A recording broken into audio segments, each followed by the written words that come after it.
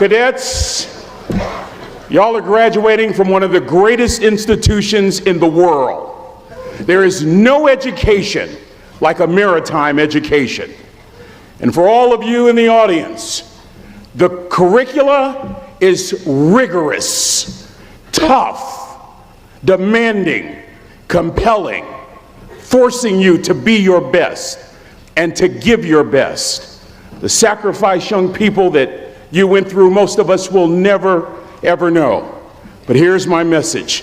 To whom much is given, much is required. You have been blessed, invested in by this great faculty. You won't ever receive the kind of knowledge that you've received during your time here. But I wish that you would couple that knowledge with something else. Wisdom. Wisdom from a mother. Wisdom from a father, a grandmother, a grandfather, an uncle, an aunt, a friend, a favorite professor. Wisdom from somewhere. That combination will keep you centered regardless of the turbulence of the sea. That combination will keep you well grounded regardless of the ups and downs of life. That combination will cause you to make an impact, to grow your influence. It was John Maxwell who said leadership is influence, nothing more, nothing less. Your ability to influence people within the sphere of your periphery will determine the impact that you make. Will Cal Maritime graduates make an impact? They make an impact all over the world. Making an impact. It's not about making a nice impression. It's about making an impact. It's about doing your best. I learned how to make an impact from the wisest person I ever met in my life, a third grade dropout. Wisest and dropout in the same sentence is rather oxymoronic, like jumbo shrimp.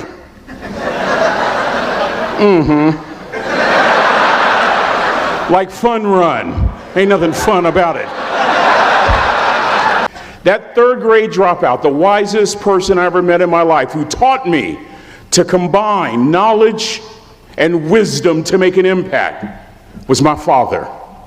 My daddy grew up in the piney woods of East Texas, a little town called Huntsville, Texas. After World War II was over, my father decided to be the only one in his family to migrate west. And in the 1950s, he found his way to the San Francisco Bay Area, fell in love with a forklift driver. In the 50s, my mother and father get married, and they migrate to this area. My father gets a job as a cook, a simple cook. Wisest man I ever met in my life. Just a simple cook at some school called California Maritime Academy. Oh, come on with your come on.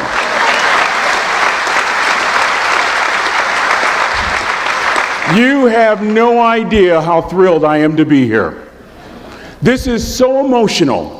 This may be my favorite speech of all time because y'all are my family. I can't wait to take a picture with you.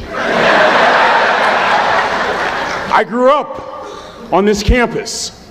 I was born and reared here, lived at 1141 Louisiana Street, Vallejo, California, 94590. My daddy used to work in something called the galley, the mess hall. Now it's the dining center. And it's a nice one. My father, wisest man I ever met in my life, left school in the third grade to help out on the family farm, but just because he left school doesn't mean his education stopped. Mark Twain once said, "I've never allowed my schooling to get in the way of my education." My father taught himself how to read, taught himself how to write, decided in the midst of Jim Crowism, as America was breathing the last gasp of the Civil War, my father decided he was going to stand and be a man. Not a black man, not a brown man, not a white man, but a man. He literally challenged himself to be the best that he could all the days of his life. I want to share something with you. The wisest man I ever met in my life never made it past the third grade, impacted tremendously me and my brother. Growing up right here in Vallejo, this was our family. This academy was our backyard. Going on that training ship and getting lost, sneaking into the pool, going to all the different places for nearly 30 years. This was home. And I want to tell you, I know what it takes to get where you are, and I need you to listen to me very carefully. I have 4 degrees. My brother is a judge. We're not the smartest ones in our family. It's a 3rd grade dropout daddy. A 3rd grade dropout daddy who was quoting Michelangelo when he was a cook at Maritime, saying to us, boys, I won't have a problem if you aim high and miss, but I'm going to have a real issue if you aim low and hit. A country mother quoting Henry Ford, saying if you think you can or if you think you can't, you're right. You see, it takes knowledge and wisdom combined to grow your influence so that you'll make an impact. You'll be a shipmate that others can count on. I learned that from a 3rd grade drop. Simple lessons. Lessons like these. Son, don't judge people. Son, I've worked at Maritime. You know, I've been all over the world. I've seen good and bad in every shade. Don't judge people. The tendency of a person is to walk away from somebody that's different from them. You stay there and you get to know them. Never judge. Then he dropped Jonathan Swift on me, who said vision is the ability to see the invisible. Don't judge. Another lesson from this 3rd grade dropout. Son, you'd rather be an hour early than a minute late. We never knew what time it was at my house because the clocks were always ahead. We were on Maritime. Come on, somebody. Watch this. My father had the breakfast and lunch shift here at the academy. He had to be at work at 5 o'clock. We lived on Louisiana Street, 15 minutes away. My mother said for nearly 30 years, my father left the house at 3:45 in the morning. One day she asked him, why, Daddy? He said, maybe one of my boys will catch me in the act of excellence. I want to share 2 things with you. Aristotle said, you are what you repeatedly do. Therefore, excellence ought to be a habit, not an act. Don't ever forget that. The other thing I want to share with you is Harvard Business Review, September 2004. The article is titled Deep Smarts. Here's the thesis. Lecturing, what our universities are based upon, is the worst kind of teaching method, usually. Present company excluded. That if you want to get the intended message across, model the behavior. My daddy, a 3rd grade dropout, a cook, was modeling excellence for his boys, combining academic knowledge and old school wisdom. That's what makes an impact. An impact as you go all over the world. You're not interested in making a nice impression. You want to make an impact. Lesson number 3, be kind to people. He always told us kind deeds are never lost. I get to do a lot of NFL chapels. You see some amazing things with those National Football League players. You see guys that can bench press 200, 300 pounds 20 times. You see folks that are huge, that can run like a deer. You see folks from a flat-footed position jump 40 inches, 40-inch vertical leap. I even saw a white guy do it once. But the point...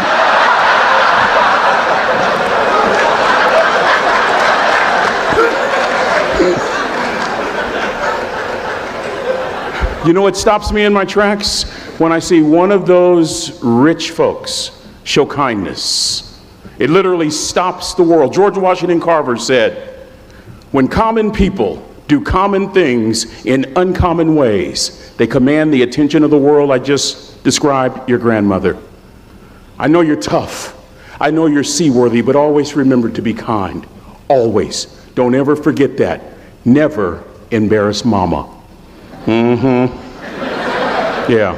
If mama ain't happy, ain't nobody happy. If daddy ain't happy, don't nobody care. But you know, I'm trying to tell you. Next lesson. Lesson from a cook over there in the galley. Son, make sure your servant's towel is bigger than your ego. I want to remind you, cadets, of something as you graduate. Ego is the anesthesia that deadens the pain of stupidity. Y'all might have a relative in mind you want to send that to. Let me say it again. Ego is the anesthesia that deadens the pain of stupidity. Pride is the burden of a foolish person. You'll never be a great shipmate. You'll never be a great executive. You'll never be a great teammate if it's all about you. You'll never be a great supervisor or council person if it's all about you. You'll never be a great staff member if it's all about you. Rather, make sure that servant's towel is always big. On President Cropper's bookshelf, in his bookshelf, he has every book from Plato's Republic to Lessons in Leadership by Coach Wooden. John Wooden coached basketball at UCLA for a living, but his calling was to impact people. And with all those national championships, guess what he was found doing in the middle of the week? Going into the cupboard, grabbing a broom, and sweeping his own gym floor. You want to make an impact? Find your broom. Every day of your life, you find your broom. You grow your influence that way. That way you're attracting people so that you can impact them. Final lesson. Son, if you're going to do a job, do it right. I don't have to tell you all that, Cal Maritime, and I know grammatically that's not correct. It ought to be do it well, but I like that old school ghetto kind of do it the right way. I'm thinking about a little boy in Los Angeles. All he wants to do is play Little League baseball. His mother can't even afford to buy him a glove. And he eventually plays Little League, and he's really good. And he's so good he gets a scholarship to Cal Poly San Luis Obispo. And he's so good he gets drafted by the San Diego Padres. And he's so good he helps the St. Louis Cardinals win a World Series. And 12 years ago, when Ozzie Smith walked into the Hall of Fame, he said during his induction speech, and in part I quote word for word, he said, "I've always been told how average I can be. Always been criticized about being average. But I want to tell you something. I stand here before you, before all of these people, not listening to those words, but telling myself every single day to shoot for the stars, to be the best that I can be. Good enough isn't good enough if it can be better. And better isn't good enough if it can be best." That's the California Maritime way. Good enough isn't good enough if it can be better. Better isn't good enough if it can be best. Let me close with a very personal story that I think will bring all this into focus. Wisdom will come to you in the unlikeliest of sources, a lot of times through failure. When you hit rock bottom, remember this. While you're struggling, rock bottom can also be a great foundation on which to build and on which to grow.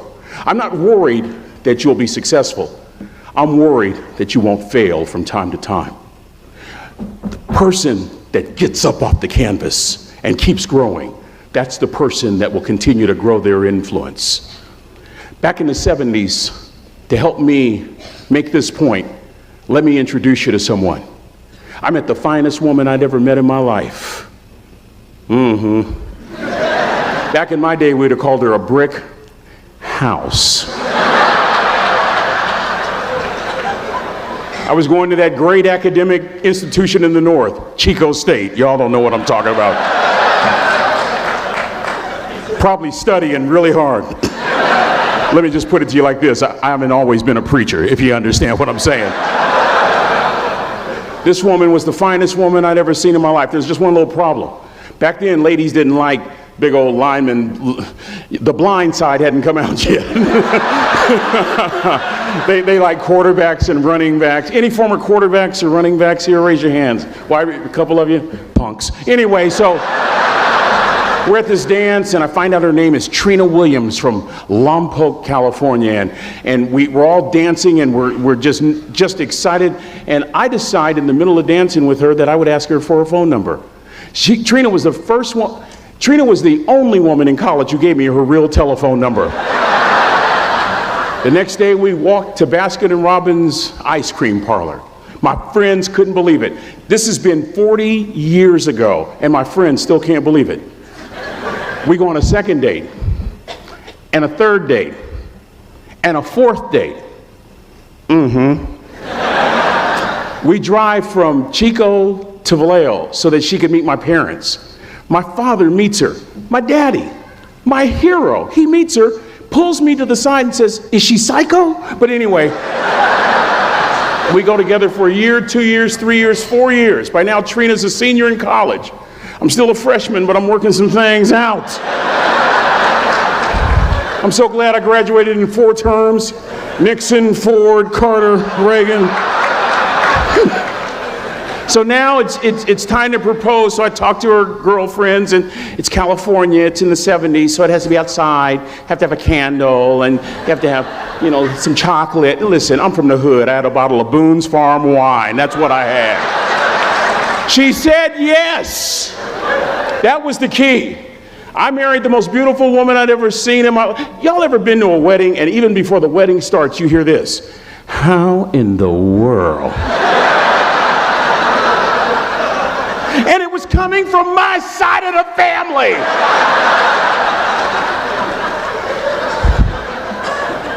We get married, we have a few children, our lives are great. One day, Trina finds a lump in her left breast. Breast cancer. 6 years after that diagnosis, me and my 2 little boys walked up to Mommy's casket. And for 2 years, my heart didn't beat. If it wasn't for my faith in God, I wouldn't be standing here today. If it wasn't for those 2 little boys, there would have been no reason for which to go on. I was completely lost. That was rock bottom. You know what sustained me? The wisdom of a 3rd grade dropout. The wisdom of a simple cook from California Maritime Academy. We're at the casket in College Station, Texas. I'd never seen my dad cry. Big, strong man. There are several alumni that remember Riggs that are here. We've been sharing stories all weekend. But this time I saw my dad cry. That was his daughter. Trina was his daughter, not his daughter-in-law. And I'm right behind my father, about to see her for the last time on this earth. And my father shared 3 words with me that changed my life right there at the casket. It would be the last lesson he would ever teach me. He said, "Son, just stand." President Cropper, Captain Bolton, Rear Admiral DeQuatro, I don't think there's anything more profound that I can share with these cadets than these words. You keep standing. You keep standing, no matter how rough the sea, you keep standing. And I'm not talking about just water. You keep standing. No matter what, you don't give up. I learned that lesson from a 3rd grade dropout who was a cook at Cal Maritime, who said, "Boy, you keep standing, no matter what." I stood, and a miracle took place. A couple of years later, my heart started to beat again. I'm talking in a group about like this when all of a sudden I spot the finest woman I've ever met in my life again. First thing Janet did after we got married was she adopted those little boys, fulfilling Trina's last wish that her babies not go through life without a mommy. And then we decided to do something really bright. We thought 16, 17 years ago, and that was have more children. It's worked out lovely. And I'm honored to tell you that we had more boys. I have 4 boys from 34 years old all the way down to my daddy's youngest grandson, who's here with me this weekend, Joshua Rigsby, sitting on the front row right there. I close with this, and this will make the point more salient than any of my previous words. Let me take you back to 2 days before Trina died. No hair because of chemotherapy, cadets. A tummy pooched out because of a liver no longer working. She weighed about 75 pounds. I'm in the kitchen so I can keep an eye on her in the family room. She's surrounded by pillows. Our then youngest son, Andrew, walks up with a shirt that he wants Mommy to fold. And this is what I hear from Trina. "Andrew, Mama, not always gonna be there to help you." She was saying goodbye. And I was so moved, I waited for Andrew to leave, and I walked over and I sat next to her on the couch. And as clearly as I'm talking to you today, these were some of her last words to me. She looked me in the eye and she said, "It doesn't matter to me any longer how long I live. What matters to me most is how I live." Cadets, I've come here with honor, with bells on, to ask y'all one question. A question that I was asked all my life by a 3rd grade dropout. How you living? How you living? Every day ask yourself that question, how you living? Here's what a cook in the dining center would suggest you to live this way. That you would not judge, that you would show up early, that you'd be kind, that you'd make sure that that servant's towel is huge and used, that if you're going to do something, you do it the right way. That cook would tell you this, that it's never wrong to do the right thing, that how you do anything is how you do everything. And in that way, you will grow your influence to make an impact. In that way, you will honor all those who have gone before you, who have invested in you, from teachers to grandparents to mom and dad. And when you combine that academic knowledge with that wisdom, oh my goodness, you will change the world.